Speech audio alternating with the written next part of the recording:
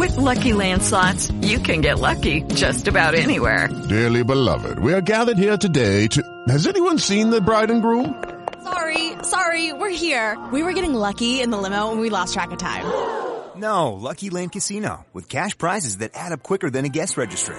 In that case, I pronounce you lucky. Play for free at LuckyLandSlots.com. Daily bonuses are waiting. No purchase necessary. Void where prohibited by law. 18+. Terms and conditions apply. See website for details. Okay, round two. Name something that's not boring. A laundry? Ooh, a book club. Computer solitaire, huh? Ah, sorry, we were looking for Chumba Casino. That's right, ChumbaCasino.com has over 100 casino-style games. Join today and play for free for your chance to redeem some serious prizes.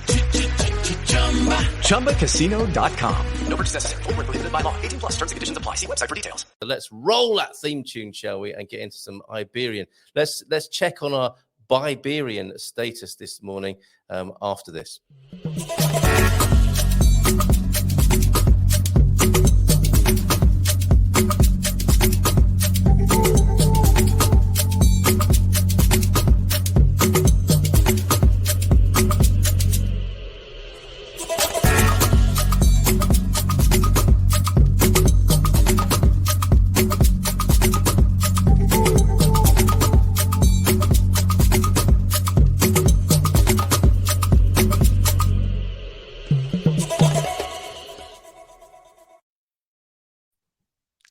Oh, good morning to you, James. Nice big round of applause for you.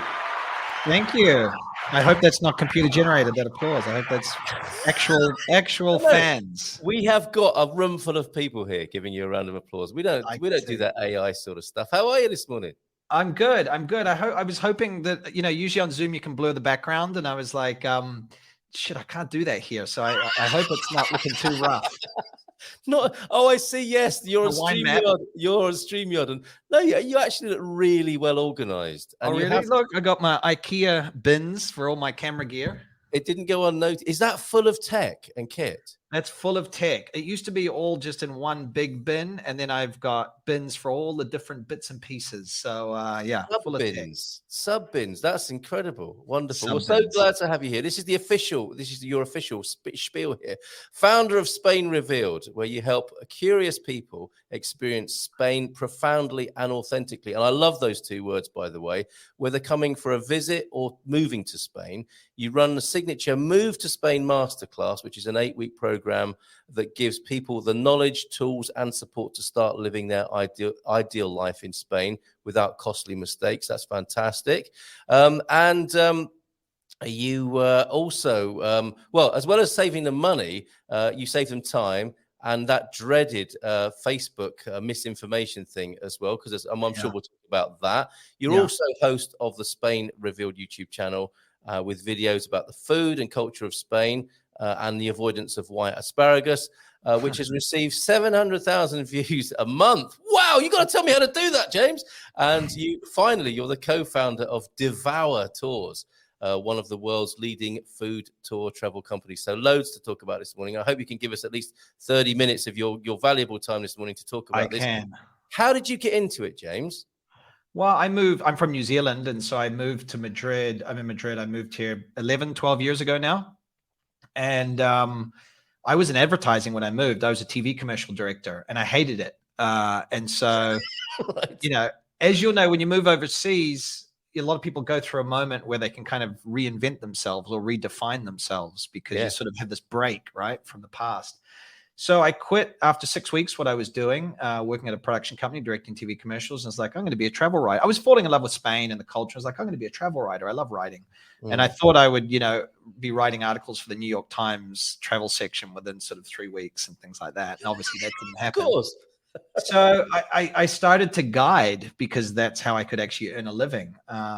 And in the end, I just loved guiding. I loved food tour guiding. I met my co-founding partner in Devour, and we built that up. And at the same time, when I stopped guiding after about 5 years as the company was growing, I missed it. Although the company had gotten so big that I couldn't really just spend my time guiding tours anymore. And so I started the YouTube channel because it's a way of guiding people without actually, doing a tour. And it just sort of grew from there. And then during the pandemic, tourism was down, didn't have a lot to do. And noticed a lot of people who watched the YouTube channel were actually looking to move to Spain. I was like, oh, that's interesting. Yeah. And I saw in Italy, there's a company that does a course of helping people to move here. And I thought, that could be interesting, a bit of video. I was a lawyer in a former life, so the legal side I kind of enjoy. And I put this course together, and it's been running. We're just about to do the 7th cohort now. And it's going like gangbusters, and I love it because it's a combination of just sort of therapy, legal advice, all those different things to help people move here. Oh, that's fantastic. And that's why your videos are so darn good, because of this background of making commercials. Yeah, that does help. I mean, I come from my brother's a producer for TV stuff in London. My dad, who's retired now, was a TV commercial director and cinematographer. So we've kind of got it in our blood a little bit. But YouTube's its own beast, as you know, and it's taken me a while to figure that out. And actually, look, I released a video at the beginning of this year, which I thought it was going to be amazing. And the learning never stops. The learning never stops, Carl. And it was the least successful. It was a disaster. I was like, I'm going to go vegan in Spain. And, And I was like, it's going to be amazing. But that was a moment. I was like, okay, people who watch my channel, rightly or wrongly, are not that interested in being vegan in Spain. Some are. What were you thinking? I thought it'd be like, hey. Yeah, I totally get that. And that feeling, this is a great idea. You're out walking the streets of where you love and you think, I know, I'll make this video and it's going to be a surefire winner and be the most popular one I've done. Not only is it not, it's kind of like it can be the least popular, can't it? So you're absolutely right about YouTube. Not that I know a lot about it, a fraction, I'm sure, of what you know about it, but you just never know, do you, with that beast, as I think you described. You never know. But it was helpful in the end because it helped me really kind of with my editor button down almost like a bit of a process to define as much as you can, let's science side of, is a video going to do well or not? And is it what people want to see? And actually the last 4 have been some of the most successful I've ever made. So I feel like I'm sort of going, but then I'm sure the next one will be a disaster. So, who knows? I loved it, by the way. I'm well aware of your feelings about white asparagus. And I really liked the, being vegan in Spain, because I was mentioning earlier on, I'm trying to buy a new electricity supplier. And I was going to put myself through a sort of supersize me experiment and sign up publicly with the community here and see what happens. Where whether the tariff goes up later, whether I'm signed into it for 3 generations, and be like Morgan Spurlock. I mean, your video was really like that, wasn't it? You really lived it, with the vegan thing. It was superb, the video you made. And well, I appreciate that. I thought it was, I thought the video itself was good. I mean, what was disappointing, I guess, about that video, the non-vegans hated it and the vegans hated it as well, because they we could have probably guessed that, though. The vegan audience is quite a tough one to satisfy. Anyway, don't make any vegan videos, Carl. You just weren't vegan enough, possibly, with it. I wasn't vegan enough for the vegans, and I was too vegan for the non-vegans. So nobody cared. Tricky territory. And I love the timeline you gave there as well. The pandemic curveball. You starting out as a writer, and we can say good morning to Beyond Lisbon, Katia Lima, who is a great writer as well, like yourself. Bon dia to you. I recommend checking out her Beyond Lisbon blog. Cool. And so you were starting out there as the writer. You were going to be lauded internationally for your writing about Spain, a kind of Hemingway vibe, perhaps. Of all the wonderful things you were doing over there. And did the same thing happen for Spain as happened in Portugal, whereby the pandemic brought in a whole load of new interest internationally? People were reevaluating their lives. And was there something going on there that took you in a new direction with newfound global interest, maybe especially American? I think so. I think it was happening before the pandemic. The people who take my course come from all over the world, and the people who watch my channel. But it's true that the biggest kind of chunk are probably people from the US, Canada, and for whatever reason. And so I noticed before the pandemic, there was a woman who's here in Spain who released a book like, kind of how to get out of America, or 20 countries you could move to. And so there was kind of like there was chatter. And I think this was just because of the political situation in the States. People feel so polarized, they don't feel comfortable, particularly people with families, gun violence, things like that. So there was a move. And I think the pandemic contributed to that because, for me personally as well, I reevaluated my life. I had a, I didn't have the baby, but my wife had a baby during the pandemic, pivoted my career. And so it was, I think we all reevaluated. So if you were already kind of feeling like, oh, maybe the US or maybe whatever isn't the right place for me, the pandemic kind of gave us this chance of like, well, for some people, maybe I can do anything. And maybe this is the time to make a move is now, right? Because life's too short, et cetera, cliche. But we all reevaluated. We had some time to think. And we saw people around us moving to the countryside and, doing all the stuff. Yeah. And so I think that just kind of like it created, again, a break from the past where you could sort of rebuild a little bit. Absolutely right. Oh, and why not? We felt quite mortal, didn't we, at the time? So like, sod it. Let's go with this. Yeah. And so it's interesting as well here in Portugal. The Americans are very self-reflective and concerned about the impact they're making. As it turns out, less than 10,000 Americans, I think, in the 2020 census here, about 7,000 or 8,000 had arrived. Compared to 40,000 Brits who are in position number 2. The Americans were 19th out of the 20 countries that made the biggest impact. I think there were, over 100,000, 150,000 Brazilian people coming over. Is it the same thing in Spain? Are American people afraid of the impact they're making over there? And how big are the numbers?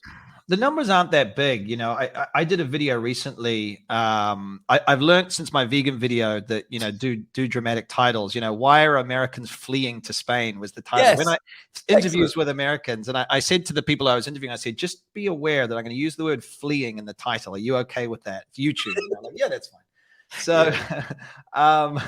So, I asked them, and, they were aware. These are people, a couple of them were from my course, another couple were through a contact. They're aware, but look, I think in the end, there's a lot of press about the impact Americans are having on Spain or Portugal for a couple reasons. There's less than there are Brits, but it's true that Americans often come with a bigger budget, right? And so they can buy, nicer homes, they can spend more money, but there's just a lot less of them. I think that, how many Americans are in Valencia, it's something like 10,000 or something like that, so okay, that's a lot, but relative to the impact they're having, there was an article in the New York Times which was about our Americans kind of destroying Southern Europe by moving, and there was a woman in Barcelona, a professor, who said, look, they're not having this effect. It's and this is not to say that you shouldn't be mindful when you move to a place, but just the math of it, it's really that after the economic crisis, there's a lot of vulture funds that bought up properties, and it's a whole kind of commercialization of homes, right? That's happening in the culture broadly. Yes. So I think Americans are aware that there's this conversation. I think the ones who have their heads switched on kind of know that, look, it's probably not that a big deal that we're having, but we have to be mindful of the fact that this is part of the conversation. But I think in Spain, the conversation traditionally around like the impact that foreigners have has always been more around tourism. Tourists go home in Barcelona, et cetera. And so I don't see a lot of chatter amongst Spanians around expats, which again is a dangerous term, destroying, rising property rates. And, people will flame me for saying it, but I just think it's probably not that big a deal. It's not, is it? It's not as big as the headlines, and we've all been guilty, haven't we, of a bit of clickbait every now and then, and that's how it works, isn't it? The impact is not commensurate with the clickbaity headlines. Yeah. However, you're right. I mean, we do need to be mindful about this. We can have the expat, immigrant, foreigner conversation, but more interestingly, you use the word conversation. You emphasize conversation. Is there any? And I'm trying to stimulate and sort of host this in Portugal, as somebody who's sort of a visible part of the migrant community into Portugal. Is there a national conversation that unites all migrants coming into Spain, such that their presence is dealt with sensitively, mindfully, and they can look at their impact, but they can also look at the positive gifts that they're bringing to the culture as well. Is anything like that going on? Because there isn't really in Portugal, as far as I'm aware. Not really. I mean, look, I think the reality is most people are just trying to kind of get by, right? We've had a pandemic. True. You know, Spain is traditionally a country where people work long hours, where they don't necessarily earn a lot of money. And, you know, childcare is hard. So I just think it's like, you know, what is important to people? I think this is not a big deal for them.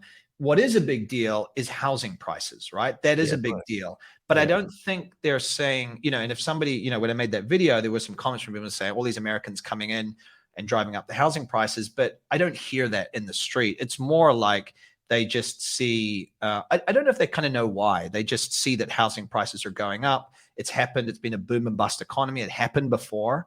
And it's more about, you know, often, and I'm not an expert on why it is, you know, but there's obviously multiple factors around, you know, people buying up properties and Airbnb, and, you know, Airbnb gets talked about as well. It's obviously a combination of all these things, but really it's like the commercialization of homes in a way, in our society. They're treated as investments.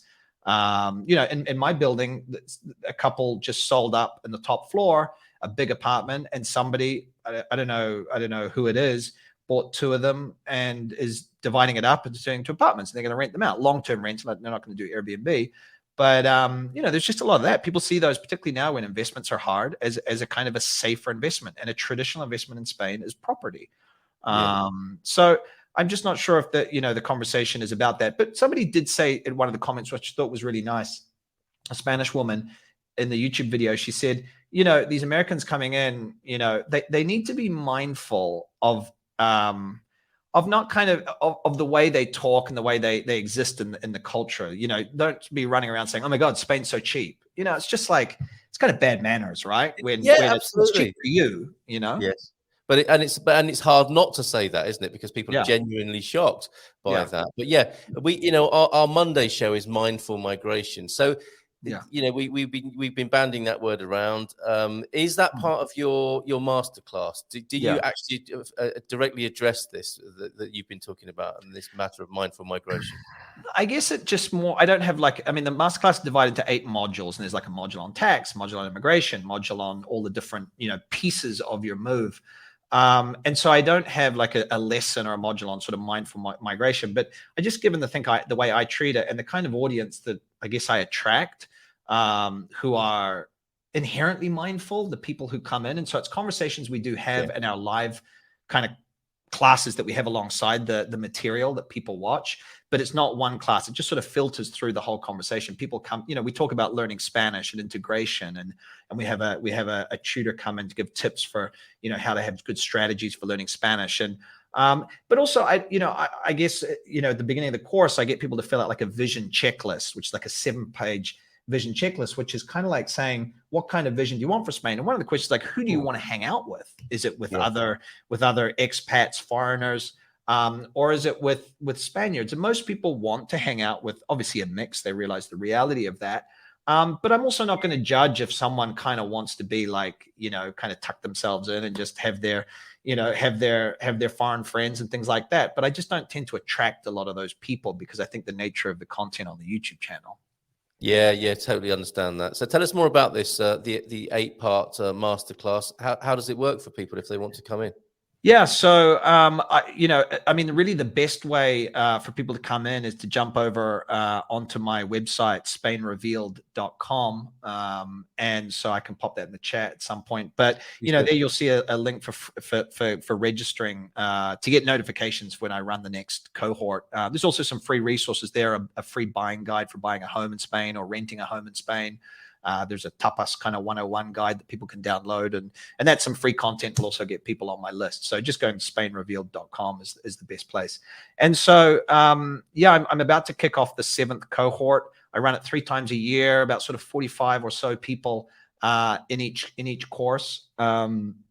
And it goes through different modules, kind of the building blocks of moving, starting with vision and timeline and budget, and then moving on to like where you want to live, and then looking at your legal route, and then are you going to rent or buy, and then looking at the money side of it, and then healthcare and the actual move and shipping. Over these 8 weeks, 1 module per week, they watch recorded material. And also we have a live class where most of those are with an expert, so immigration attorney or a tax person, where they can do Q&A, right? So they've watched the material about tax or about immigration, then they can ask their burning questions to someone. I also people get access to my little black book of kind of recommended professionals, because, you can use them or not. But if you're going to use someone, as you know, I'm sure it's the same in Portugal, you really want to get, I feel like it's like minimum 2 recommendations, right, for someone. Well said. Here's the website that James is talking about, SpainRevealed.com, helping people fulfill their Spanish dreams. Superb. And I love it. And I think I've been involved in a similar process with people coming to Portugal.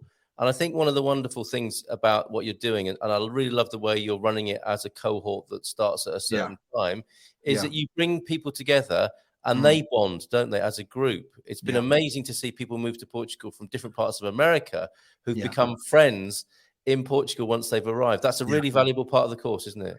It is. And, there is one way to do it where it's just, you buy the course and, watch the videos and that's it. And it would be easier for me, right, if I did it. And that's the passive income dream, isn't it, to have that going on? But I know it just doesn't work the same, because the community is important for people. They join a community in that cohort, but then of the alumni. And so I get photos in our alumni Facebook group of people at Christmas getting together for drinks from other people who've moved, and like, hey, we're so-and-so from cohort 3 and we're hanging out at the house from these guys from cohort 2. And it's very cool. It's very cool. Great idea. Beautiful. So I want to talk more about Devour as well. People can call in if they've got questions for you. If you'd like to talk to James this morning, 913-590-303 on WhatsApp. And Savika Anna is so interested in what you were going to say. She stuck around from the earlier segment of the show. I think might have a comment or a question or two. Your brother lives in Barcelona, right? Anna, meet James. James, meet Anna. Anna, how are you? I'm great. Nice to meet you. And a fan of Barcelona, Anna. Okay, round 2. Name something that's not boring. A laundry? Ooh, a book club. Computer solitaire, huh? Sorry, we were looking for Chumba Casino. That's right. ChumbaCasino.com has over 100 casino-style games. Join today and play for free for your chance to redeem some serious prizes. ChumbaCasino.com. No purchase necessary. Void where prohibited by law. 18+. Terms and conditions apply. See website for details. Yes, I really like Barcelona. I love the arts and the city life, and how there is a lot of street commerce, and just the overall kind of way that the city works. Yeah, it's a beautiful city, and it's a city that I think as a tourist, it can be hard the first time. My brother went a couple of years back, and he sort of stuck in that main sort of tourist center, and he felt really overwhelmed. But, I find when I go to Barcelona, particularly if you get into like the neighborhoods, I mean, the Catalan culture is wonderful. Their food is amazing. It's a great wine region. The history is fascinating. It's a beautiful city. Speaking of clickbait. That's an important distinction to call them Catalan and not Spanish. That is. I've had that experience. Really? Okay. I think you can call Andalusians. I mean, that's the nature of Spain. I don't know if Portugal's the same with that real regional identity, if it's the same as Spain or not the same. Well, not really. I think you can feel a bit of that in the Algarve. Like the local people sometimes will comment like we are out of Portugal, like this is like a separate country, but it's not like Barcelona. It's very much a low-key kind of joke thing. While in Barcelona, they would totally go for independence if they could. Talking of rivalries, it's really interesting to find that out. And I would agree with you from my experience, Anna. There isn't that same sort of regional competitiveness. There are jokes, aren't there, about birds flying backwards in the Alentejo and that sort of thing. But generally, people are rocking along nicely, aren't they? But the border, the Iberian Peninsula that we're on here, and what the Portuguese say about the Spanish, it'd be great to find out from you, James, what the Spanish say about the Portuguese. Anna, correct me if I'm wrong, but the Portuguese say only bad winds and bad marriages come across the border from Spain. Is that right? Yes. We do have a lot of border rivalries with Spain. again, very good natured, right? If that's the worst thing that happens, a bit of wind and the occasional bad marriage, it's not the end of the world. What do the Spanish people say about the Portuguese, James, that you can share with us safely? I kind of feel stuck on this question. So I'm a Kiwi, right? And so we have the rivalry with Australians. Yeah. And so the Kiwis make jokes about the Aussies, but I'm not sure if the Aussies make many jokes about us. I don't hear the Spaniards talking a lot. Maybe it's the Spaniards I'm talking to. I mean, they don't. There's no jokes that I'm aware of. My experience is they love Portugal. Yeah. I think they often feel like it's a kind of a way to escape Spain, and it feels like, I don't know, a little more low key. Compared to Spain. It's easy to cross the border. I think a lot of people go from Portugal to explore Spain and the other way around. I think the other way around ends up happening more because Spain is bigger and because economy-wise, it may be a bit more stable. Yeah, well said. Well, I was in Ponte Lima at the weekend up in the north of Portugal, and I think the Spanish up there treat it. I know they go to Aveiro as well. It's very popular, isn't it? Because it's almost like the quickest route to the Portuguese coast. But in Ponte Lima, it was amazing. It was like it was being treated like Florida. People were driving their really fancy cars over and posing in Ponte Lima, driving down the street really slowly in luxury cars. Spaniards. Yeah, Spaniards were doing that. Bloody Spaniards. Coming over here in their expensive cars.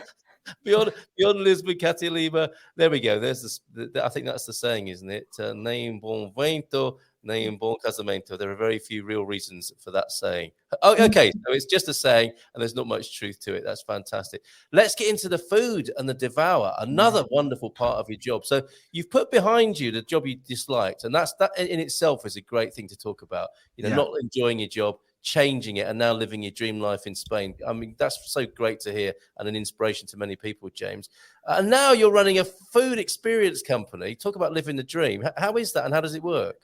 Well, it's good. So that we founded that in 2012. I hooked up with my co-founding partner, an American woman.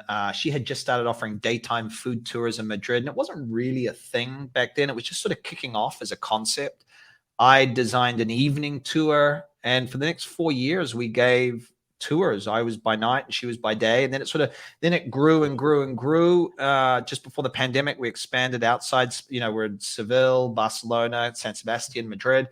After that, we went to France, Italy, Portugal as well. There's tours in Lisbon, and so the pandemic, obviously, everything went on hold. We did the online cooking classes, for our sins, like so many other people. And then after that, and so I'm not involved in the day-to-day anymore. I'm a little bit involved sort of financially, but it's not my day-to-day job. When I had a baby, again, that my wife actually gave birth to, a couple of years ago, I was like, something has to give. I can't do the channel, Spain Revealed. I can't do the day-to-day, and I can't do that. So after the pandemic, I took a step back from the day-to-day in Spain. In Devour, my co-founding partner still runs the ship, and it's part of a bigger company now. We kind of merged with a bigger company, and so now there's tours in the US and everything. So I don't know. It's kind of I just love food as a way to connect people. It's incredible when you meet 8 strangers at 7 p.m. and you go on a tapas crawl together and you lead them, and then by the end of the night, it's like you've been friends for, it sounds a bit cheesy, but it does feel like you've been together for a long time. You've kind of bonded, and that's the beauty of food. So I love history, I love culture, I love meeting people, and food is just a great conduit for all of that. You can eat gambas in this great bar in Madrid and talk about the Civil War, because they started doing it because of the bread shortage and and after the Civil War in Spain. So you can kind of tell these stories in a way. When you tell the Civil War story through gambas al ajillo, it's like the medicine goes down easier, right? It just sounds great. Yeah. It's like, can you give us a sort of classic tour?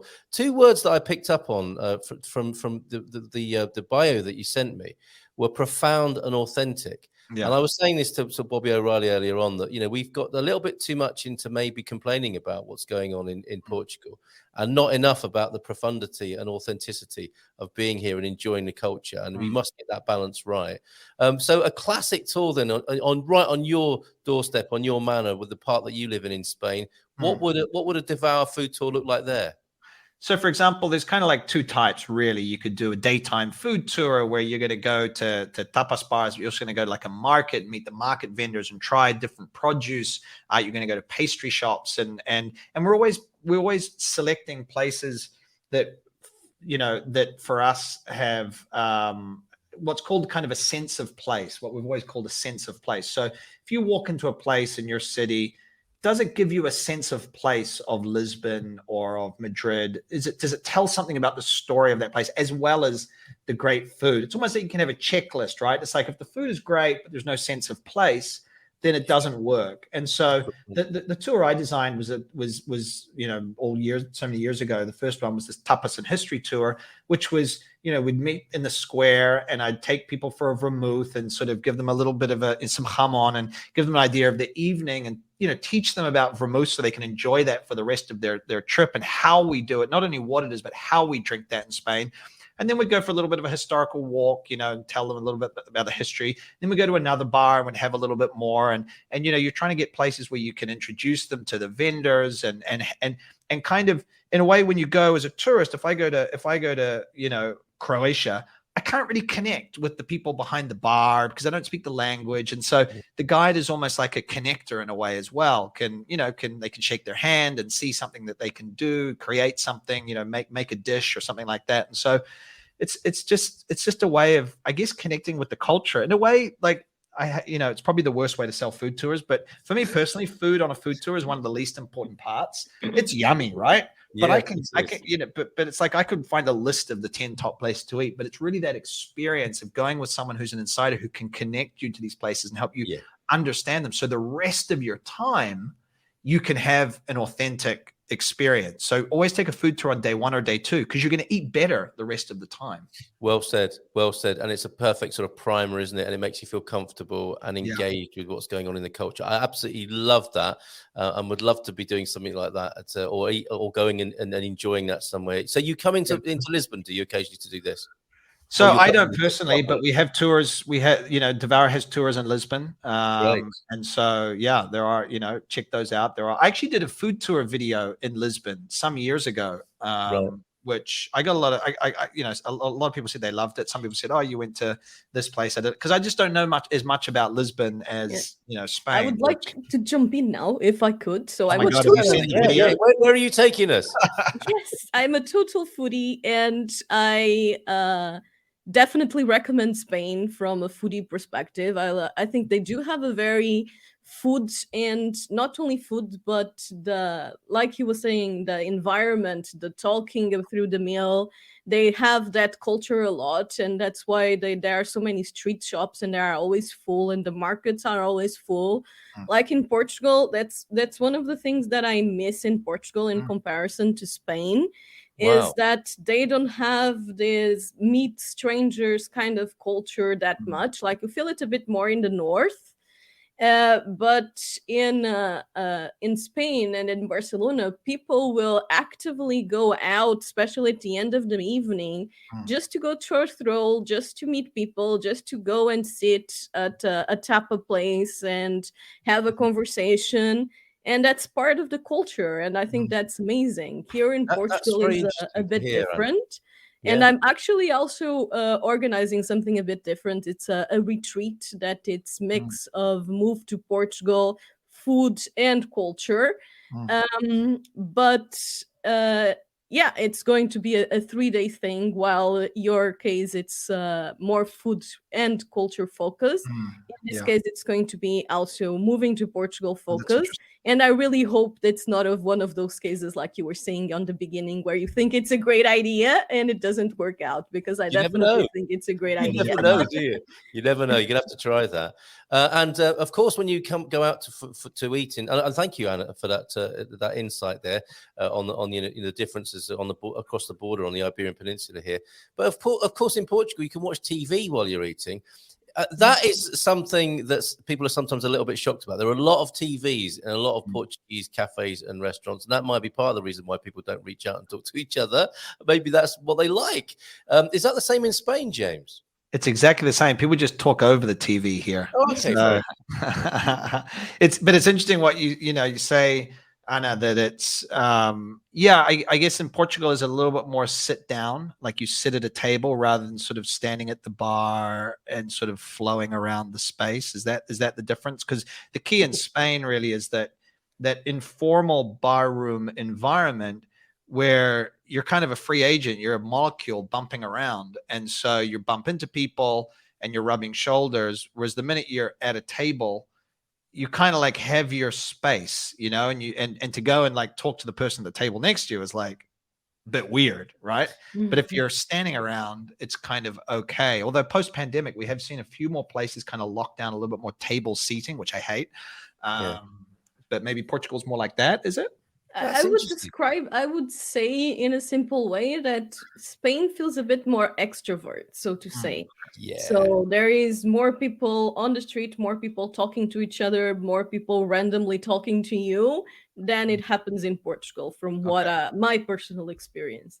That's interesting. I mean, couple of things I've noticed, which are impressions, which may be completely wrong because, you know, I'm obviously not a Portugal expert. Is one thing is it's always struck me the level of English in Portugal is much higher than in Spain. And I think the Portuguese are better at marketing than the Spaniards. Really? Gross generalization. That is the fact that Spaniards dub everything. While in Portugal we use subtitles, so we hear the language and it's much easier to learn it. So Spanish people, we often mock Spanish people English a lot. Hold on a minute, James. Marketing in Spain is worse than in Portugal. I mean, it's terrible here. What is it like in Spain?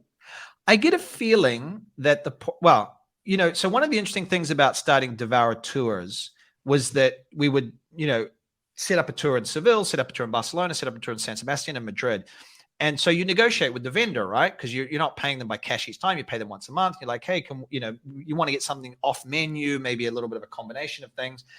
And it was just interesting seeing the cultural differences of how people run. I mean, broad generalized, that people run businesses in Madrid versus Seville versus Barcelona. You know, Barcelona, they really negotiate, right? And they really get it down to the cent. Whereas in Madrid, it was a bit sort of kind of laissez-faire, you know, but kind of, you know, formal a little bit. Whereas in Seville, people would just had like some of them didn't even have a bank account. You know, there's just the cash in the till. It was much more. And so in San Sebastian and North, it was again a little bit more like the Catalans. And so you saw this kind of culture a little differently. And so what I've found is that whenever I go to Portugal, they seem to have a bit more of a business, and maybe this is just Lisbon because we were setting up a tour, but more kind of business mindset. And maybe it's that merchant history that the Catalans have, you know, maybe the Portuguese have, whereas in Madrid, you know, it's a capital invented out of nothing. And so traditionally everyone's like, you know, works for the government, you know, or is like, you know, running a small, you know, tavern or something like that. Whereas in the North, there was industry. So it's like all these cultures are there. So what I love about Portugal is the way that, you know, the marketing on the canned fish is so much better than the marketing on the canned fish in Spain. The marketing on the canned fish in Spain looks like it has been updated in 60 years, which in a way is kind of cool now because it's become retro. But you guys do that really well. Well, that's lovely to hear. That's lovely to hear because it can be a complaint. You know, what was it? Somebody was talking about Portuguese driving the other day. Let's not get into that. But suffice to say, a friend, an expat friend asked his Portuguese friend, why do you not indicate? And he said, because I don't want people to know where I'm going. And it's a bit like, it's a little bit like the, you know, why do you not advertise these events? Because we always know when they're on, you know, the festas, the local people don't want too many people to come. Well, maybe they don't want people to come. They're always happy to see us when we do come. But all the locals know when it's on, so they don't need to make a poster and, you know, do a Facebook ad campaign or anything like that. Kind of low. I'd like to comment on what you mentioned before about the Portuguese being more business focused. I don't think the Portuguese are more business focused at all. I just think they are less trusting. So if especially a foreigner comes and they want to do business with them, will want mostly to do things by the book, not because they are very business savvy, because they are being a bit sketchy, so to say. Yeah. However, it's also a cultural thing. Like in the North, you will have much more that experience if you go to smaller locations and so on, where people will just take you on and want cash and have no bank account and pretty much walk you through the door like you are part of the family kind of thing. Yeah. But in the bigger cities like Lisbon and even very touristic locations like the Algarve, you will feel that cautious parts a lot more. Interesting insight. Thank you so much, Anna. And thank you, James, for being in this morning. A final comment then from Antonio on this. We know whether the regions are competitive with each other. Not so much, we think, in Portugal. Portugal has only 2 national languages, says Antonio, Portuguese and Mirandês or Mirandês. This one is only spoken by some 10,000 people. So quite the niche there for the Mirandês. And yeah, I think there's a greater sense of unified national pride, perhaps, in Portugal than across the border in Spain. Anything else before we go this morning? Thanks for stepping in, Anna, as well. Lovely to have you here for this conversation. Anything else we need to know about Spain Revealed, James? What's coming up? No, I mean, check out the YouTube channel. Just search Spain Revealed on YouTube. And yeah, I send out a newsletter an email every Tuesday with kind of information about travel and moving to Spain. So if you download one of those free guides over on the SpainRevealed.com page, then you'll get on that. And I'm on Instagram, and I'm everywhere. Search me and you'll find. Well, thank you for making yourself available. It's been lovely to chat with you. I hope we can do it again sometime. It's quite nice to have this sort of Iberian connection, as I call it, and reaching across the border. Iberian. I know when you said that, I was sort of like, oh, that's an interesting way to frame it. I was like, how do I pronounce that? Well, we have been examining it. It comes from a slight discomfort at being a foreigner here in Portugal and not wanting to appear too interested in Spain and what goes on across the border, thinking that only bad winds and bad marriages come from there. But having come out as Iberian, I've noticed there's a lot of support for it among Portuguese people as well. And Anna's a great example yourself this morning, aren't you? You've got no... I love going to Spain, but personally, I prefer living in Portugal, but that's a personal choice. Yes. Yep, fair enough. Okay, well, James, thank you so much. Anna, thank you for joining us as well. Hope to see you again. You have a key to the studio, and you can come and be Iberian anytime you like, James. Take care. Iberian. I'll have to brush up on my Portuguese, I think, before I truly can call myself Iberian. Well, bon fin de semana to you. What is the equivalent greeting for having a nice weekend in Spain, please? Like having a good weekend? Yeah, have a good weekend. Que pases un buen fin de semana. Perfect. Very similar. Bon fin de semana to you and everybody who's watching. Thanks so much for being here. Nice big round of applause for you. We'll see you on Monday. Bye-bye. Ciao.